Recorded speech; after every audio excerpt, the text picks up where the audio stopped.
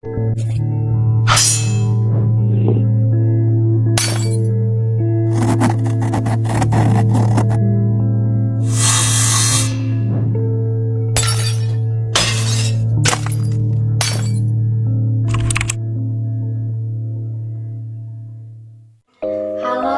Assalamualaikum warahmatullahi wabarakatuh.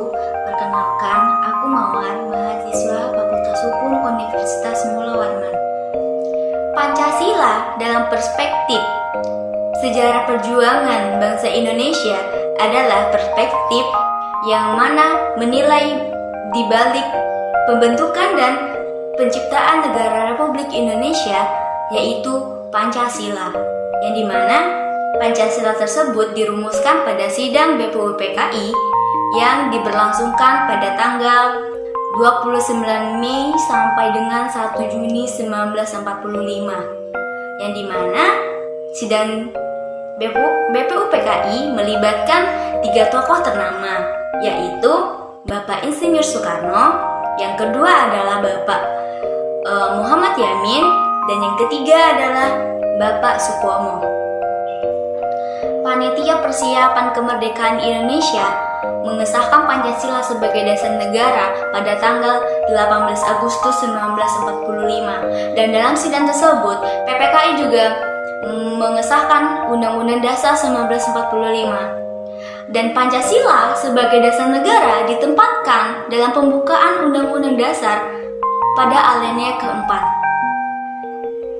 Filosofi Pancasila adalah menggunakan nilai-nilai Pancasila sebagai dasar bangsa dan pandangan hidup bangsa. Dan Pancasila sebagai falsafah juga diartikan bahwa Pancasila mengandung pandangan, nilai, dan gagasan yang dapat menjadi substansi dan isi untuk membentuk ideologi negara. Ideologi membantu menyatukan kita satu sama lain, dan ideologi juga akan membantu kita menyelesaikan konflik-konflik atau suatu ketegangan yang terjadi di lingkungan sekitar kita atau lingkungan sosial lainnya. Ya, dan demikian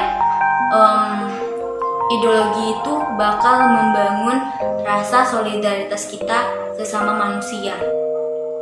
Pancasila adalah ideologi negara dan rakyat Indonesia yang secara terbuka, yang dimana isi Pancasila dalam arti tertentu tidak dapat diubah sesuai dengan kondisi perkembangan tertentu.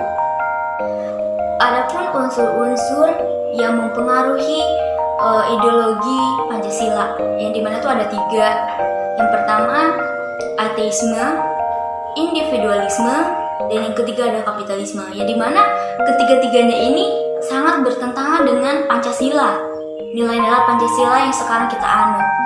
Yang pertama, ateisme, yang dimana itu bertentangan dengan nilai ketuhanan.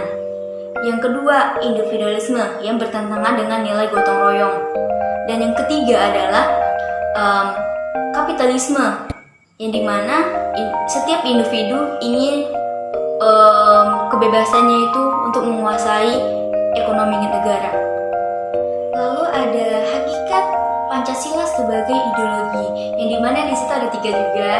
Yang pertama adalah dimensi realitas, yang kedua adalah dimensi idealitas, dan yang ketiga adalah dimensi fleksibilitas. Lalu apa lagi selanjutnya, yaitu Pancasila sebagai sistem etika, yang dimana tidak hanya merupakan pedoman hidup bagi bangsa Indonesia, tetapi juga sebagai struktur yang dimana sudah dirancang untuk memberikan persyaratan dan pedoman hidup buat WNI, yang dimana mengenai sikap dan perilaku di kehidupan.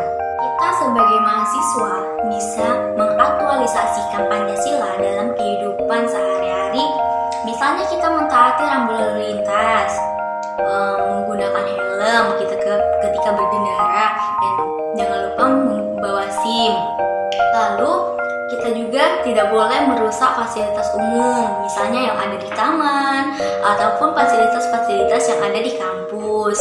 Ketika kita menghadapi suatu masalah, kita harus melakukan musyawarah dan jangan hanya mengambil keputusan yang sepihak yang akan menimbulkan kerugian atau ketidakadilan di pihak lainnya.